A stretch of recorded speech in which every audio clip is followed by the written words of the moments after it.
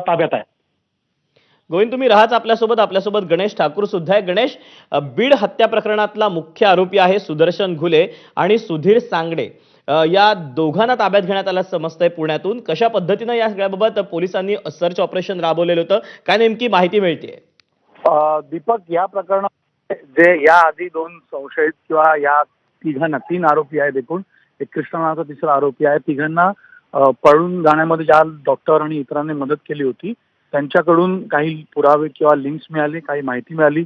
हे तिघे ज्या लोकांच्या संपर्कात होते हत्या केल्यानंतर त्यांचं इंटेलिजन्स त्यांच्याकडनं घेतलं गेलं आणि त्यांचं सर्व्हेलन्सच्या माध्यमातून पोलिसांना आणि या स्पेशल टीमला प्रॉपर माहिती मिळाली होती. त्यांच्याबद्दल त्या माहितीच्या आधारे पोलिसांनी या दोघांना अटक केली आहे. या दोघांना पुण्यात जवळपास अटक केल्याचं कळतंय आणि याबद्दल अद्याप कोणीही अधिकृत दुजोरा दिलेला नाहीये. पण या तिघांच्या मागे SIDची टीम होती, बीड पोलिसांची टीम होती.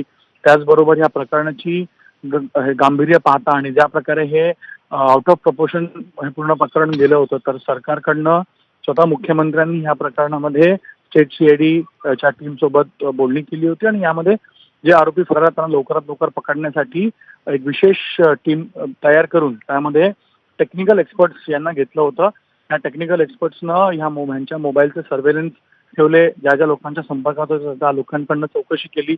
या तिघांनी आपले फोन बंद केले होते, नवीन सिम कार्ड घेतले होते, पण तेही काही सूत्रांकडून किंवा त्यांच्या नेटवर्कच्या माध्यमातून त्या फोनच्या बद्दलची माहिती मिळाली आणि त्या आधारेच या दोघांना आता अटक करण्यात आली आहे.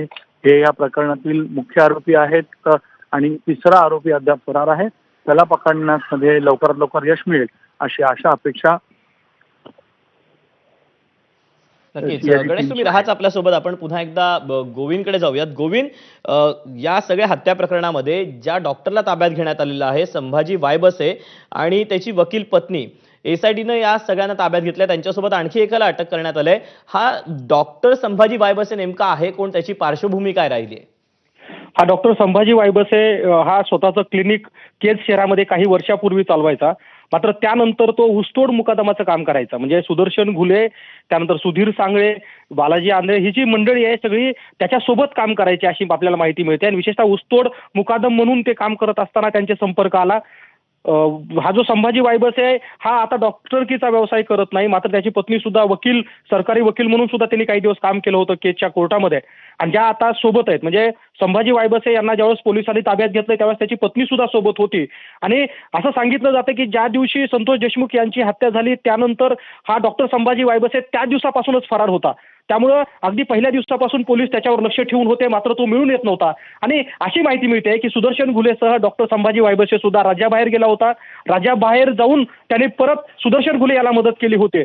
संभाजी वायबसे याच्यापर्यंत ज्यावेळेस पोलीस पोहोचले त्याच वेळेस सुदर्शन घुले याला अटक झालेली आहे. कारण सुदर्शन घुले याच्या संपर्कामध्ये त्याचे कुटुंबीय होते का हे सुद्धा तपासलं जात होतं, मात्र तरी सुद्धा पोलीस त्यांना पकडू शकत नव्हते. मात्र ज्यावेळी संभाजी वायबसे हा पोलिसांना सापडला, तोही सापडला नांदेडमधून.